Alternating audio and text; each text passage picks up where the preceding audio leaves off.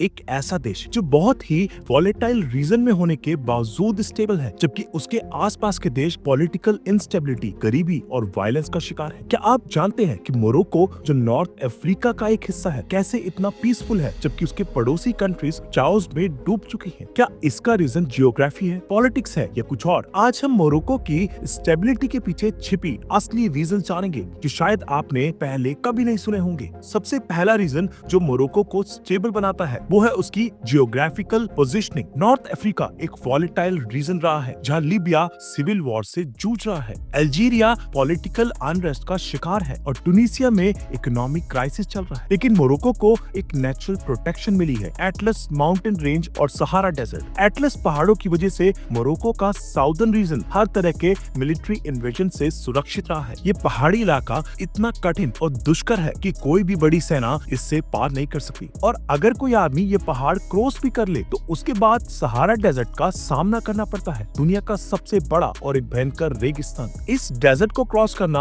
मौत को इनवाइट करने जैसा है। इसी वजह से हिस्ट्री में कभी भी किसी बड़ी सेना ने सहारा डेजर्ट क्रॉस करके मोरक्को पर अटैक नहीं किया। मोरक्को का दूसरा सबसे बड़ा एडवांटेज है उसकी कोस्ट लाइन। इसके वेस्ट में अटलांटिक ओशियन और नॉर्थ में मेडिटेरियन सी है, जिसका मतलब है कि मोरक्को एक बड़े ग्लोबल ट्रेड नेटवर्क से कनेक्टेड है। स्ट्रेट ऑफ गिब्राल्टर जो सिर्फ 13 किलोमीटर का एक छोटा सा वाटर पैसेज है, मोरक्को इस चोक पॉइंट का एक हिस्सा कंट्रोल करता है। ये चोक पॉइंट अटलांटिक ओशियन को मेडिटेरियन सी से कनेक्ट करता है और दुनिया के सबसे बिजी ट्रेड रूट्स में से एक है। मोरक्को का टेंचर मेड पोर्ट अफ्रीका का सबसे बड़ा और सबसे एडवांस पोर्ट है जो मोरक्को को 170 प्लस सी पोर्ट से कनेक्ट करता है। ये सभी फैक्टर्स मोरक्को को एक ग्लोबल ट्रेड हब बनाते हैं। जियोग्राफी के बाद अगर हिस्ट्री की बात करें तो मोरक्को की स्टेबिलिटी के पीछे उसका एक स्ट्रॉन्ग हिस्टोरिकल बैकग्राउंड भी है। 12,000 साल पहले यहाँ बर्बर लोग बस गए जो नॉर्थ अफ्रीका के टफ एनवायरनमेंट में जीने के लिए तैयार हो गए। फिर ये एरिया रोमन एम्पायर का हिस्सा बन गया, लेकिन रोमन्स मोरक्को के माउंटेनियस रीजन पर कभी पूरी तरह से कंट्रोल नहीं कर पाए। 7th सेंचुरी में इस्लाम यहाँ पहुंचा और मोरक्को इस्लामिक एजुकेशन और कल्चर का सेंटर बन गया। 11th और 12th सेंचुरी में अल्मोराविड और अल्मोहद डायनेस्टीज ने मोरक्को को नॉर्थ अफ्रीका का एक पावरफुल एम्पायर बना दिया। ये एम्पायर स्पेन से लेकर लीबिया तक फैला हुआ था। फिर यूरोपियन कॉलोनाइजेशन का एरा शुरू हुआ और 1912 में मोरक्को फ्रांस और स्पेन के अंडर आ गया, लेकिन यहाँ के अलावी सल्तनत का कंट्रोल लोगों पर बना रहा जो 17th सेंचुरी से लेकर आज तक मोरक्को पर रूल कर रहा है। इसी वजह से मोरक्को का कल्चर और आइडेंटिटी यूरोपियन इन्फ्लुएंस के बावजूद प्रिजर्व रहा। 1956 में जब मोरक्को ने इंडिपेंडेंस हासिल की तो ये एक मोनार्की बना रहा और इसी मोनार्की ने पॉलिटिकल स्टेबिलिटी मेंटेन रखने में मदद की। अब अगर हम इकोनॉमिक स्टेबिलिटी की बात करें तो मोरक्को ने एक डाइवर्सिफाइड इकोनॉमी डेवलप की है। अल्जीरिया और लीबिया जैसे देश ऑयल और गैस एक्सपोर्ट पर डिपेंडेंट है, लेकिन मोरक्को ने अपनी इकोनॉमी एग्रीकल्चर, टूरिज्म, मैन्युफैक्चरिंग और रिन्यूएबल एनर्जी सेक्टर्स में डाइवर्सिफाई की। मोरक्को के पास दुनिया के 70% फॉस्फेट रिजर्व्स हैं और ये दुनिया का सबसे बड़ा फॉस्फेट एक्सपोर्टर है। फॉस्फेट एक ऐसा मिनरल है जो फर्टिलाइजर्स बनाने के काम आता है, बिना इसके एग्रीकल्चर इम्पॉसिबल हो सकता है। मोरक्को की इकोनॉमी में इस सेक्टर का कंट्रीब्यूशन 3% है और यहाँ 21,000 लोग एम्प्लॉयड हैं।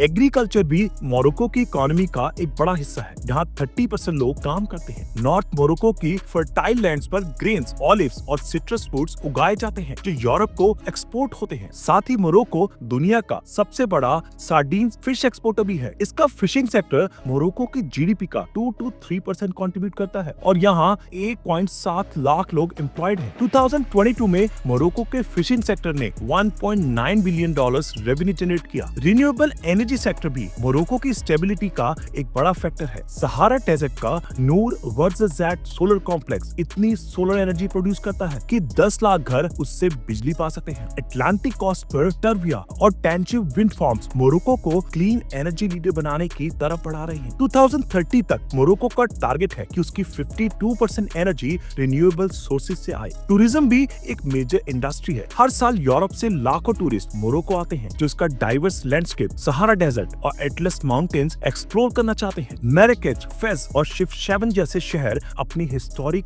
आर्किटेक्चर और वाइब्रेंट कल्चर के लिए मशहूर हैं। मोरक्को की जीडीपी में टूरिज्म का शेयर 7% है और ये लाखों लोगों के लिए एम्प्लॉयमेंट जनरेट करता है। मोरक्को का मैन्युफैक्चरिंग सेक्टर भी बूमिंग पर है। यहाँ ऑटोमोटिव और एरोस्पेस मैन्युफैक्चरिंग में बड़ी इन्वेस्टमेंट हो रही है। रेनो और फर्जेट जैसे जैसे यूरोपियन ऑटोमोटिव जायंट्स यहाँ अपनी कार फैक्ट्रीज चला रही हैं, जिस वजह से मोरक्को अफ्रीका का सबसे बड़ा कार एक्सपोर्टर बन चुका है। बोइंग, एयरबस और सैफरन जैसे एरोस्पेस जायंट्स भी यहाँ अपने एयरक्राफ्ट पार्ट्स मैन्युफैक्चर कर रहे हैं। ये सेक्टर सिर्फ रेवेन्यू ही जनरेट नहीं कर रहा, बल्कि यहाँ 20,000 लोग एम्प्लॉयड हैं। अब बात करते हैं मोरक्को की डिप्लोमेटिक स्ट्रेटजी की, जो इसे इतने वॉलेटाइल रीजन में भी स्टेबिलिटी मेंटेन करने में मदद करती है। मोरक्को का सबसे बड़ा ट्रेडिंग पार्टनर यूरोपियन यूनियन है, जिसके साथ इसका 60% ट्रेड होता है। यहाँ तक कि मोरक्को ने वीजा फ्री एग्रीमेंट्स भी साइन किए हैं, जिससे यहाँ के लोग आसानी से यूरोप ट्रैवल कर सकते हैं। स्पेन और फ्रांस मोरक्को के सबसे बड़े डिप्लोमेटिक अलाइज हैं। अफ्रीका में भी मोरक्को अपना इन्फ्लुएंस बढ़ा रहा है। 2017 में मोरक्को वापस अफ्रीकन यूनियन का मेंबर बना और सब सहारन अफ्रीका में बैंकिंग, टेलीकॉम और इंफ्रास्ट्रक्चर में हैवी इन्वेस्टमेंट की।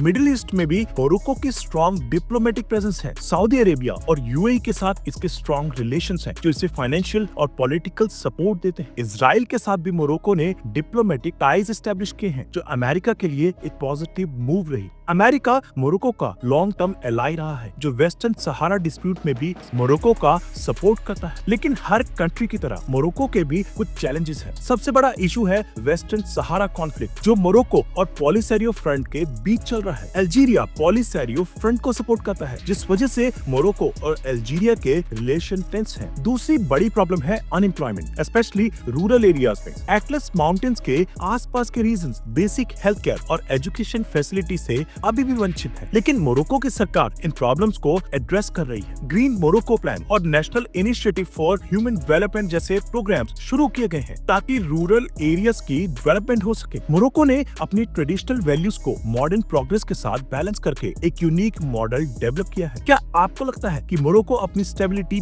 बना पाएगा, या फिर ये भी अपने पड़ोसी देशों की तरह इंस्टेबिलिटी का शिकार होगा? अपने ओपिनियन कमेंट्स में जरूर शेयर करें। और अगर आपको ऐसी और भी जियोपॉलिटिकल और इंटरेस्टिंग वीडियोस देखनी है, तो चैनल को सब्सक्राइब करना न भूलें।